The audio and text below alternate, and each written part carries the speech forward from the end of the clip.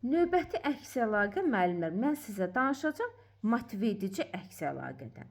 Burada bu əks əlaqə şagirdləri daha çox emosional dəstəkləməyə xidmət edir.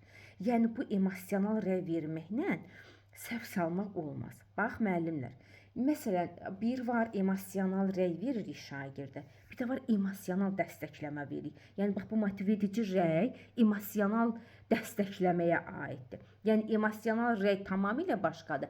İndi ona da aid bir nümunə deyəcəm. Sizin yadınızda daha yaxşı qalsın. Çünki bu qarşımıza çıxan bir məqamdır. Məsələn, deyək ki, şagird sinifində bir aktiv fəal şagird var. İndi buna rəy verirsən. Deyirsən, Fəridə qızım, afərin sənə. Əhsən, sən riyaziyyatçısan da, sən dahisən də, sən çox zəka, sən mənim ağıllı, zəkalı balamsan. Sən sinifimizin ən yaxşı oxuyanısan. Sən əlaçısan, sən möhtəşəmsən.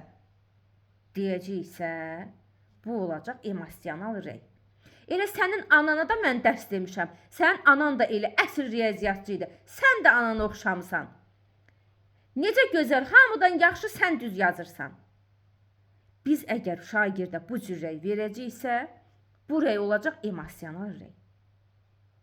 Çünki qəti şəkildə düzdür müəllimlər, biz şagirdlərimizə afərin, əhsən kimi rəylərdən istifadə edə bilərik.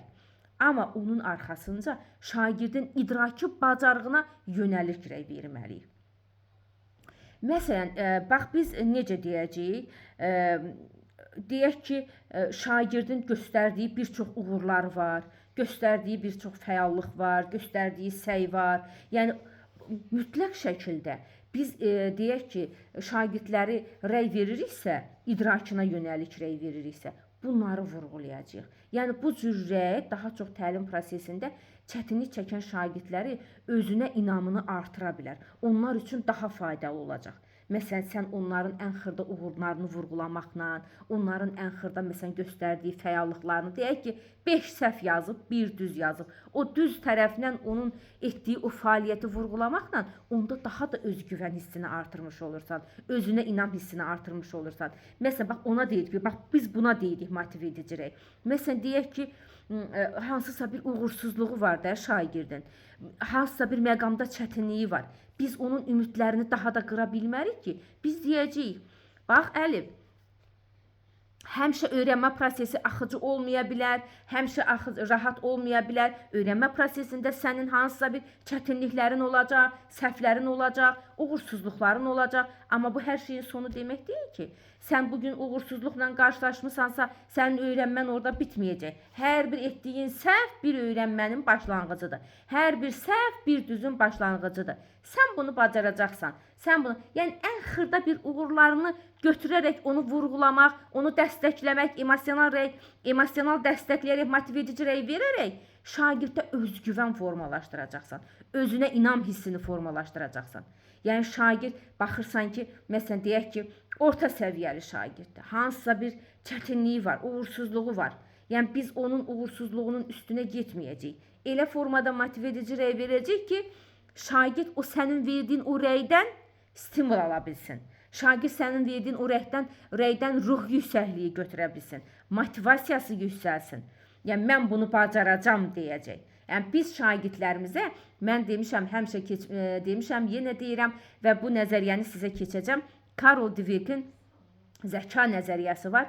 Biz şagirdlərimizə hələ ki bacarmıram sözünü öyrədəcəyik. Bax, sən bunu hələ ki bacarmırsan, amma bacaracaqsan. Sən bunun öhdəsindən gələcəksən. Sən bundan da çətin tapşırıqların öhdəsindən gəlmirsən. Bu tapşırıq sənin üçün nədir ki, bunu yerinə yetirə bilməyəsən? Edəcəksən. Mən sənə güvənirəm. Mən sənə inanıram. Sən bunu bacaracaqsan.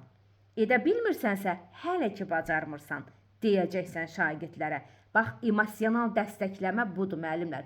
Yoxsa sən mənim ağıllı balamsan, sən mənim zəkalı oğlumsan, sən mənim afərin sənə, sən dahisən də, sən dərrakəsən də deyəcəksənsə, yəni o şagird bir dəfə də hansısa bir səhvləri deyəcək, daha mən müəllimin ağıllı balası olmayacam, düşəcək depressiyaya. Yəni nə olur olsun, biz şagirdin idraki bacarığını vurğulayacağıq. Rəy verəndə idraki bacarığını vurğulayacağıq. İdraki bacarığını, idraki fəaliyyətini. Nəyi? Nəyini bəyənmisən? Nəyini doğru edib? Tətbiq etməsi mi doğrudur? İzah etməsi mi doğrudur? Dəyərləndirməni bəyəndim, təhlil etməni bəyəndim. O istiqamətdən vurğula. Şagird hansı uğuru varsa onu, yoxsa emosional rəy verməklə biz o şagirdləri daha da ruhdan salmış olarıq. Yəni bax bu motiv edici əks əlaqədir müəllimlər.